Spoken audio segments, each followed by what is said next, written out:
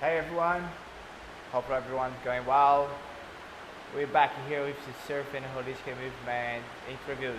So with my friend Matt. Matt, please introduce yourself a little bit. My name's Matt Grainger from Northern Beaches, Sydney. Been surfing since I was 8 here, over here at Longreef Beach in Narrabeen, and started coaching at 12, then competed in lots of events. Went to university, became a surf instructor, started my own company, Manly Surf School, been going 26 years. Nice. And now we started the gym 6 years ago. Okay. And now it's cool now, connected with you, and we're doing the surf movement. Yeah, it's epic. So Matt gave a big support to us. So he's introduced the movement classes here and then methodology. And then Northern Beach is epic. It's good to see even he's proud for himself and then just bring all the students together. How they're going? So people been Good, yeah. We do a main surf movement class on Tuesdays, and that's building all the time. And then I do the Saturday one as well. I'm going to introduce the Thursday, but yeah, I do it with the grommet classes. You know, you can do it all ages, all abilities. Yep. It's a good vibe. That's awesome. And it's helping me, you know, starting to stretch me out. Yeah, how they going with your own practice? Well, my own practice has helped. I've been to do it every day, so it's helped my own surfing. Just my coordination on the wave, believe it or not, after 42 years of surfing, my surfing's improving, you know. Yep. And so about the training, just improving. Doesn't matter which age you are. You're any age, and you can do it anywhere. Like even my house, I move my furniture that way, so I can do movement on the lounge room. That's awesome, brother. Yeah. Matt, we know you've been involved with some surf competitions as well, you'll be on the tour. Tell us, how was the experience at that time when you'll be on the competition time? Yeah, competition was cool back in my day. Like, you know, the state titles, Australian titles were quite big back then. Lost their luster now. So I was always involved in that, and then competing in some pro events. And back then was cool too, because you started in the trials.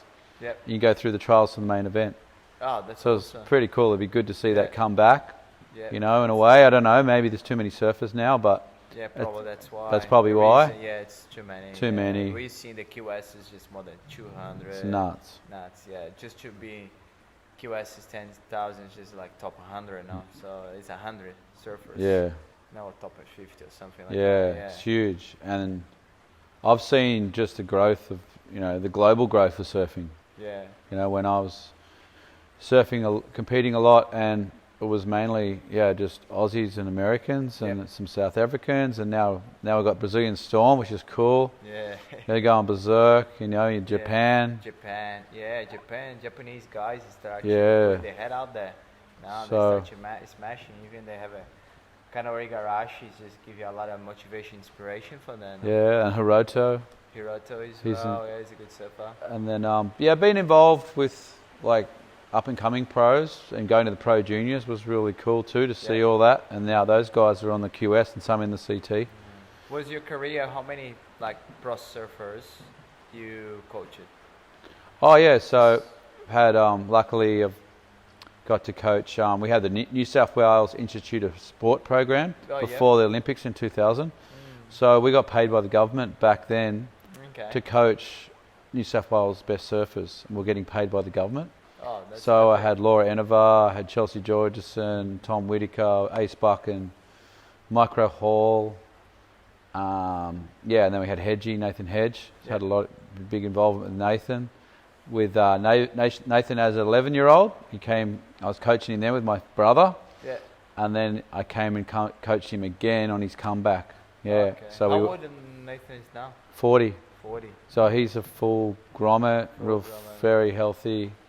Good lifestyle, and very technical. You know, he's got 10-point rides. I think 3 10-point rides in his career, so that shows the level that he is in either tubes, backhand. He's had Chopu. I was there for that one. That's his board there. Yeah. And J-Bay, he got a 10 there. And he was top 5 in the world. So good to see that progression in surfing now, and it's gone to the aerials. Tell me, that's just going to ask. What do you see how the surf was before and how is the surf today? as a vision? Yeah, as well, a coach. well, when I was coaching and competing, it was best 4 waves. So it was like almost a paddling competition. Yeah. Everyone was ripping, but I had to surf a lot safer because you need 4 rides. Okay. When they introduced 2 rides, now it's made it more progressive. So it's easy to fall. You can fall off. They've actually widened the heats, Yep. longer heats now and the crossover heats. So it gives the surfers more opportunity to be the best surfer, not the best paddler or hassler, Yep.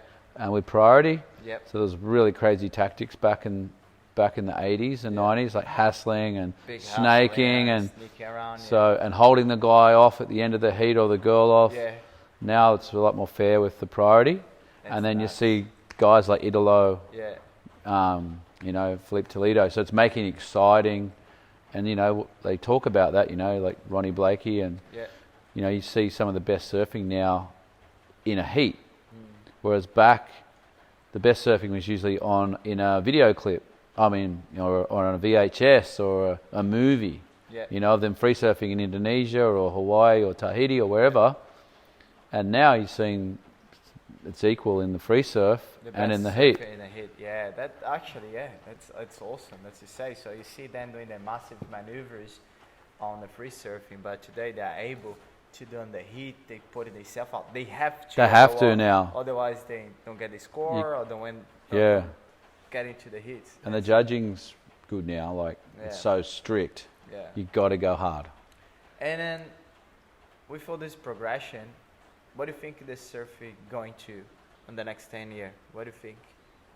Yeah, I think maybe they'll still stick to the rail game. Like it's good seeing guys like Wade Carmichael getting scores and Parko at Haleiwa just on the rail. So that's got to stay, and I think it will. Yeah. And I think maybe they're going to take a leaf out of snowboarding's book. Yeah, okay. So maybe more like the airs will start getting more backflips and inverted and grabs. Yeah. That part of it as well. And then also probably like almost like gymnastics where they're going to actually have combinations on the wave. Yeah, okay. Where they're doing already. This is the combo, The combinations of a turn, That's air. probably one reason, like even Red Bull coming with the airborne. Yeah. They make their own competition inside of the WSL. Yeah. To make side of just airs. Exciting, It's pretty exciting. Just how they could put a good comp together. Yeah. It's very interesting. Matt, as you guys, you're very fit. You've been to a lot of training. So tell me, what was the training years ago? What do you see the change of the training, and what's your view now of the training, and how is very important for surfing? Yeah, well, there's Tom Carroll, who's a great friend of mine. He was one of the first guys to introduce fitness training into, and with the little shorts. There's Tommy's head there. But yeah, Tommy introduced it to be a professional athlete. You can't just surf your heat and go home. So he introduced physical training. And when we were competing, we were training with Terry Day, with Shane Herring and Damien Hardman, and a lot of my friends. And that was very intense exercise, very full-on boxing, high-intensity weights. And it was really cool because it lifted your mindset, because when you started training, you had that confidence to go harder. Yep. But at the same time, now looking back, it's always easy to look back, and everyone was getting tighter, really tight. By the time I hit 21, I had like neck problems, back problems. We weren't really told enough about stretching and recovery. So I think now it's really cool with the surf movement program and also the introducing breathing, ice baths, saunas. Yep.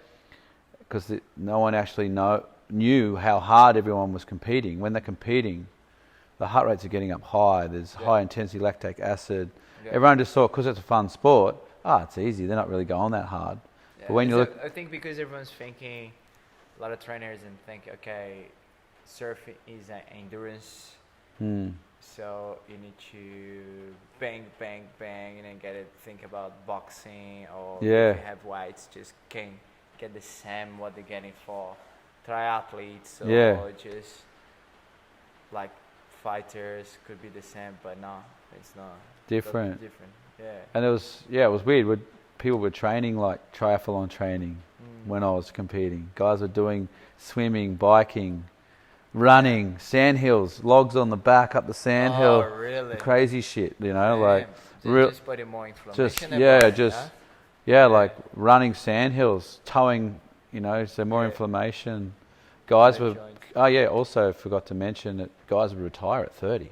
Yeah. Like done. That's done. And hardly even like they'd still free surf, yeah. but they were done. And then now look at Slater.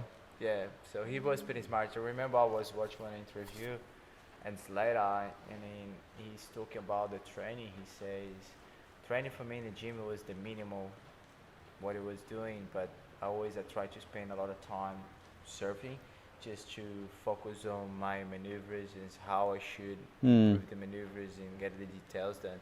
And he said, otherwise my other friends spend too much time in the gym and they get so inflamed when they're coming to train or to competing or free surfing. They have a little bit pain, a little bit sore everywhere. Yeah, there's actually it's a movie, but it's not about that. It's more about Kelly Slater versus Danny Wills and Mick Campbell. And Mick Campbell and Danny Wills before Hawaii did full-on heavy training. Weights, sandhill running, and Slater stayed at pipe and just surfed pipe, and was going to be at pipe, and then in the end Slater won. Yeah. And a couple of times, Danny Wills, amazing surfer, took off on this bomb, came off the bottom and dug the rail and fell. That could have won him the world title. So it kind of, myself as a coach was like, you know, guys, we've got to surf as much as we can.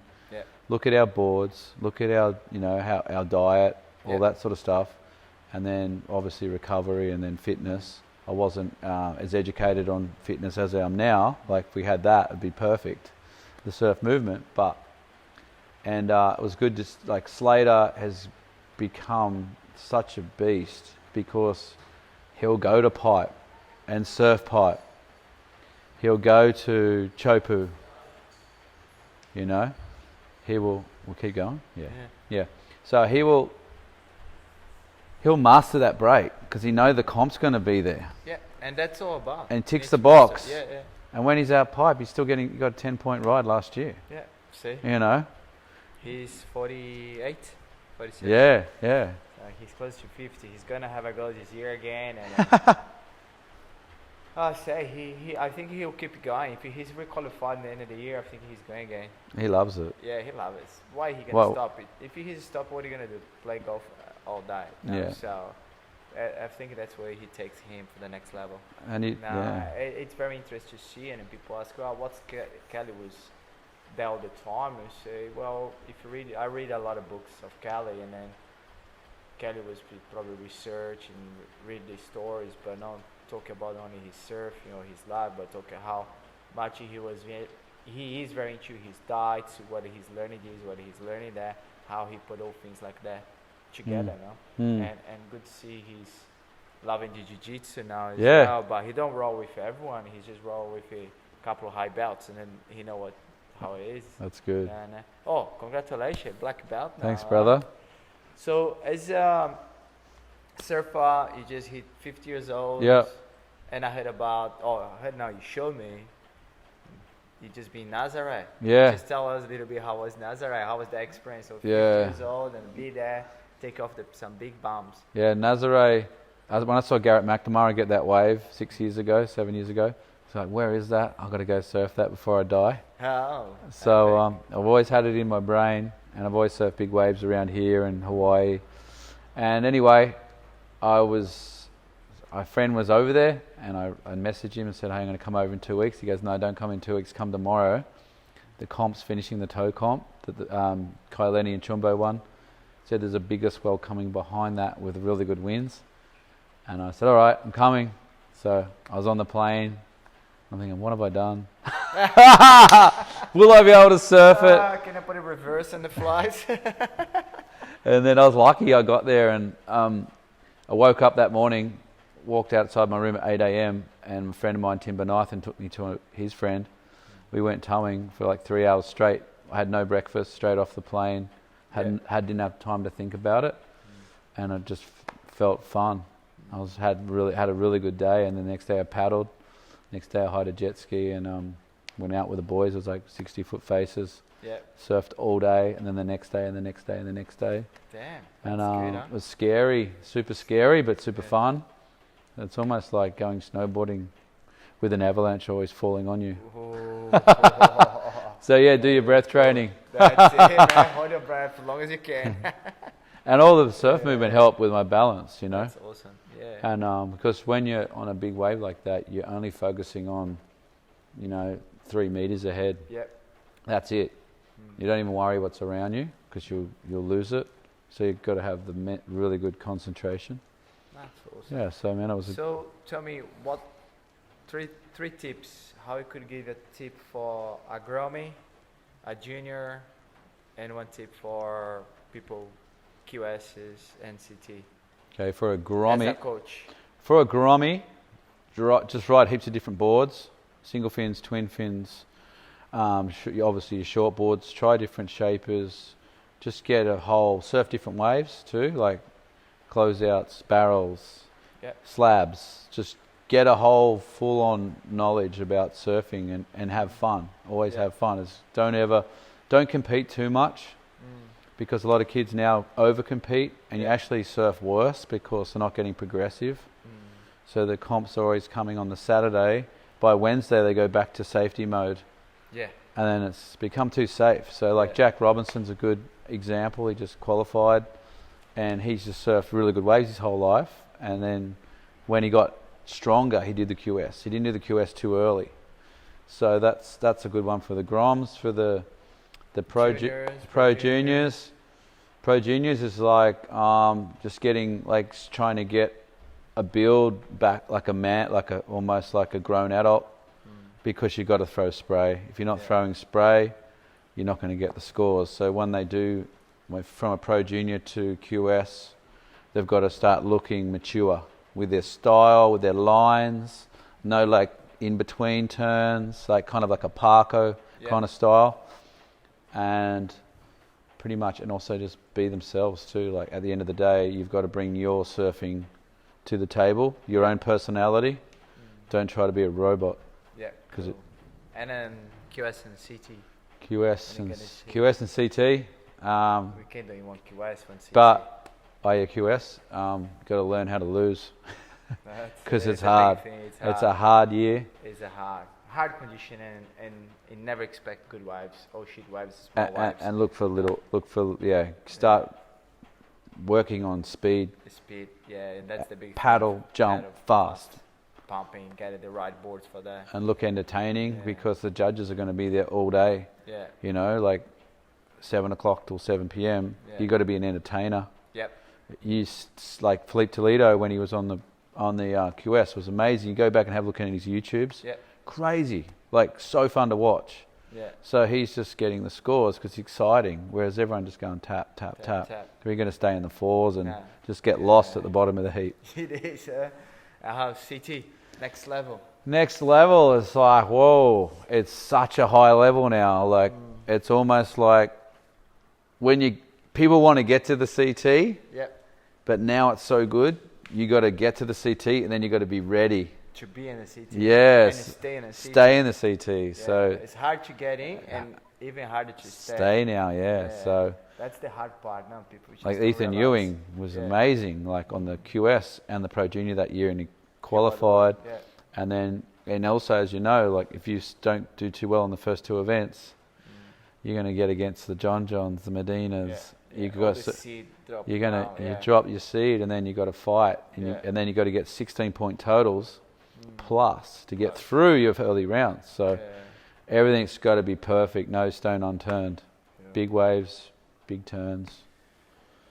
So I do understand, you surf coach, you have your surf schools. We spoke about juniors, Groms, CT, QS. But let's talk about the general public. What tip you could do for a beginner surfer and an intermediate surfer? Because I know you probably see more than 500 700 people Yeah. across your schools during the week. Yeah. It's more than around like 3,000 people in a month. Yeah. How like tips you can do in there Yeah, for them? they've basically got to keep up their core strength. Yeah. Because it's when I'm swimming beside someone and they're on a surfboard, a learner or intermediate, when their core's really weak, they're really heavy in the water. So it's actually hard for them to paddle. They can't lift their neck up as well. So doing some fitness at least once a day, only 20 minutes. Doesn't have to be intense. Just to engage a little bit. Engage the core, engage the whole body, get the whole body talking to itself. Because, and then, you know, if they've got time, just paddle as much as they can. Like if they have no waves, just go out. Yeah. Just paddle. Just learning to paddle. That's the big one. Because unfortunately, it's 90% is paddling. Yeah, it's a big thing. Yeah, so that's the general population. If we see all the general population and then all the people we help with teaching how to surf, how you see the surf industry now or the surf community? What do you reckon for the next few years? Yeah, it's funny how the big, like the rip curls, the billabongs, the quicksilvers are kind of still there, but dying off a bit. Yeah, it's funny now you talk about that, but this kind of brand is just so much story behind that, so much world titles, but now they dropping off, getting out, and looks like a small companies coming on board, more organic things, be more cool, and and it's funny. What do you reckon? It's changed a lot, and it looks like, I mean, you see on the competitions on the WSL now. But the surf is like the surfing community just growing, huh? Oh, it's massive, like when beginners, intermediates, whatever you're going, like Indonesia. Oh yeah, it's huge. In Australia, here in Gold Coast, Sydney, there's just how many people wanna learn it. So many beginners or intermediates inside the water. You know? Yeah, it's changed a lot. Like the amount of girls in the surf now, which is really cool. Yeah. Gets rid of all the grumpy old men. So they really like that. So that's cool. That's awesome. But that's huge. And then you got you got mums surfing now, and then obviously dads, and then you got the hardcore crew. So it's a big mixture. But it's funny in Sydney, you still get these windows where you can still surf with no one. Because I think maybe in Sydney everyone's got to work so hard to pay their mortgage. And it's cold. Yeah, and it's colder. So it's funny though, it's still some spots have got quieter. Yeah. And then some spots are blown up. But you can still, and even, not yet, I haven't seen the actual hardcore surfing community change a lot in crowds. Yeah. Have seen the beginners, but it's such a hard sport to keep going. Yeah. There's a massive drop-off rate. Like, you know, there's people come to learn to surf, and then, you know, say 20 people came. There might only be that one person left, still trying. Yep. Because it's so hard. Yep. And then they've got to go through that long road to intermediate and then go again. They've actually really got to want it. And it's, you know, the Groms are the ones, you see the Groms competing because they've done heaps and heaps of hours. We talked about that the other day. Because the Groms have done, like they'll surf maybe 8 hours on a weekend, like an average weekend, and then 2 hours a day through the week. So they're surfing a lot, so that's why they get better. Yeah, they just put more time. But coming back to the whole, there's just more of acceptance of surfing now, and the whole thing. Like I've got lots of schools come now, like 80 schools come to my surf school. Oh really? That's awesome. 80. So it's in the community now because of Kelly Slater, Steph Gilmore, people like that, Chris Moore and Tyler Wright, and really good role models. So surfing's seen, and it's an Olympic sport now, so it's seen as like a mainstream sport. When I was growing up, it wasn't. How do you think about the Olympics with surfing? Yeah, it's cool. I reckon it's going to be awesome, yeah. All right. Tell me, I know you're goofy. Yeah. What's the best right-hander for you in the world? Yeah, like I still like going right. Like when I was competing, I used to get better scores going backhand. But yeah, so going right, I like Rags right in Indo. Oh, Rags right. Yeah, it's near Greenbush, and it's a really good barrel. Oh, really? It's just almost like snapper, but a reef. Okay. I got a sneaky little reef near my house called Dontles, and I love that slab. It's a little slab, and even Nazare rights were probably better than the lefts. Other thing, what's the best left for you? You love to travel and surf in there. Well, I love macaronis for so consistent and like high performance and still barrels when it gets solid. And then green bush is insane. So just lock in. You don't know what's going to happen. One day, my backhand is really bad, but one day that green bush is scared. It's like you're rolling a dice, hey. You just paddle, jump, get in the barrel, and don't know what's going to happen. And then you're just pumping. And actually, Chopu's a fun barrel, believe it or not. Everyone says Chopu. At 4 to 6, it's a really fun barrel. Yeah, I heard about it's easy to ride the Chopu's barrel, but really hard to surf backdoor. Yeah. Backdoor, they say, is really, really hard. Left-hander. Okay, cool. All right, so for you, home is Sydney. Okay, Northern Beaches. What other place in the world you could go home as well? You love, if you something happen here, you need to move away. I could live at Macaroni's. Macaronis, hey. Could live there for sure. Yeah. It's like feels like home there. I go there twice a year. Oh, epic. Yeah, and I know I've been going there for 15 years. Every year. Nice. Yeah, so it feels like home. It's relaxed. There's like really good, like the surf's insane, but there's a big, beautiful lagoon, and I could hang there, and hopefully the internet gets better there one day, and I can work from there. Get barreled. Can pump the money there and see if everyone's working properly. Yeah. That's good, man. Yeah. Matt, thank you. Thank you very much. Thanks to have us here. Thanks to have a time to sit down. Thanks, brother. Thanks for everything.